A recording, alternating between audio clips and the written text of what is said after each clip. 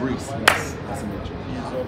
Now, pick 3 cars. Doesn't matter from where. Just whatever your soul is drawn to. Just pick those. You seem to have a very light spirit about you. Just a very angelic, genuine person. You can kind of like sway people in your decision. You can make them think what you want them to think. You know, so use that to your advantage, but like not all the time. You know, exactly. You know, like you can be very persuasive. So it feels like. Does that ring true? Yeah, I'm definitely persuasive. I think. It seems to be someone who kind of gets on your nerves. Just yeah, that's me, his best friend. Say hello, man. Hello, mate. What's your name? I'm Max. I'm a very big skeptic of this whole thing. Do you guys believe in this? Yeah, 100%. Well, you know, what's for you is for you. It's not for everybody. And that's Yeah, totally, of course. Totally fine. The stuff that I believe, like if I told you about it now, all of you would laugh. Okay, so for example, I think that we all live in like a computer simulation. I don't think any of this is real. I think there's parallel universes. I reckon time travel is possible. Oh man, you say you don't It believe definitely is. So if that's possible, why shit going on? Huh? Because I'm a man of science. Okay.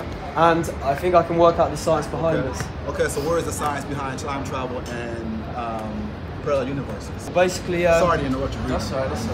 okay, so speed and time are sort of like a vector quantity. The more you gain of one, the more you lose of the other. So if you were to get on a spaceship now and fly really, really quick, like somewhere, and come back to Earth, you wouldn't have aged as much as the people on Earth would have done. So maybe you come back and you've only aged 5 years, but everyone on Earth has aged like 50 years or something like that.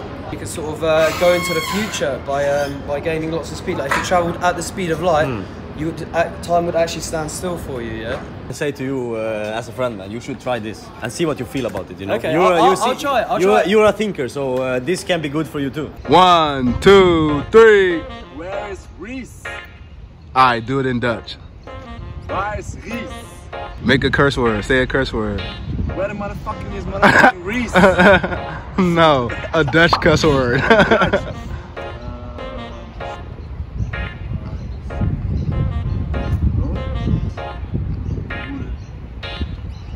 Okay, maybe not. No. Where's Reese?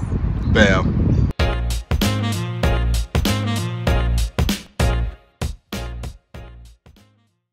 No, I didn't hear it. All right, bro. We have the skeptic here. You know.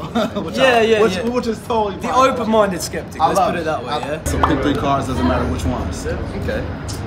Let's have a go. If it doesn't matter which ones, as a skeptic, I'm just going to go for the first 3 for the ease of it. 100%. Let's do it. I love it. Yeah. So there seemed like there was some sort of death of the old Jew. Death of the old man. And this death gave birth to a new person, pretty much. And it caused this awakening, this enlightening.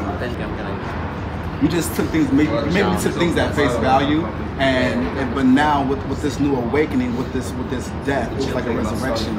Now you see things for what they truly are. Did you take shrooms?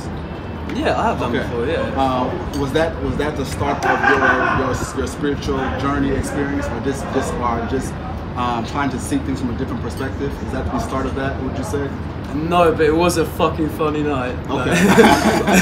No, but okay. So far, my comments on what you said, I'd say that the way you pictured the new me is obviously a better version. You said that obviously I was a bit more closed-minded back then. So obviously the way that you've pictured me now is a way that I'd obviously want to be feeling about myself. I wouldn't say, oh yeah, I've got worse. Like if anything, I would say, yeah, as time has gone on, I have got better. Unfortunately, it did not happen in like one big stage. I think like all the experiences that I've had in life have like led me up to where I am now. And all those different things happening to you was a very good way for you to become who you are now. Yes, and exactly. just to continue to have that open mind and to not take things for what they are and to question everything. Because when you question things, that's how you learn things. It feels like you can bring a lot of joy to people, but you can also bring a lot of irritation to people as well.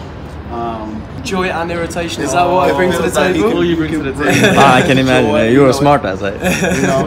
I think. Alright. So far, what you said. It does seem right. I am quite irritating at times, but I feel like there's no one that isn't. But I in particular am a bit more irritating than other people, so I will admit that. I understand that. On to your second point where you said that that I'm quite stuck up and I'm stuck in my own ways. Like, I think that's right, but that's something that you've obviously already experienced from me coming in, telling you that I'm a skeptic, telling you I have all these beliefs. So I think that's sort of not very revolutionary to me. But like the first point you said was very valid. That's fine to think that. I feel like initially there is like sort of like clues that you can pick up on it, sort of like gaze from a person. So you see, you said to him, he's like, what did you say to him? Like, he brings lots of people together. He's very persuasive. I'm sure you saw that just from the way he hangs around. All his friends I are met talking him for to. the first time yesterday. Yeah. But I've never met him before in my life. yeah, never but had a conversation. initially, could you not tell that he's someone like that? I never met him until he sat down right here. Never. Oh. So you didn't even say hi to him or anything? You just came and done the reading? 100%. Okay. So what do you say to that? What do I say to that? I still believe that just by the physical appearance of someone, you could probably tell quite a lot. There's many levels and sides to you. It feels like you should only show a few. Yes. Why is that? My social skills are okay. At the same time, I would say I'm quite an introvert. I enjoy my own company quite a lot. So I like sort of, I'm a big stoner. So like every now and then I just need a couple I need like an evening to just sort of like smoke on my own, listen to music, relax, just like sort of be in my thoughts. And do you tend to look back in the past a lot, like, you know, what you could have done differently maybe, or just things that still don't sit well with you, it feels like? Things that you may have went through as a child that you still kind of deal with, that you're still trying to process? Well, my dad left me when I was 4. Okay. My stepdad was a dickhead all my life, so that could be referring to that. But, okay, so let's do something here. Who here, put your hand up if you can say you had like a really good childhood and you don't sort of like look back on everything with like upset? Okay.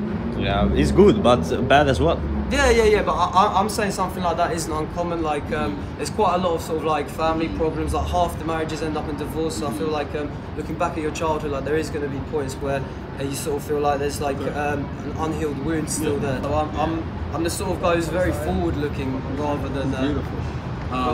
Is there a Jeremy around you? My friends always say that I remind them of this guy called Jeremy and Peep Show. How did you say that? Have you seen Peep Show? No, never. Okay, so this show, this Jeremy guy, he's a complete loser, Yeah.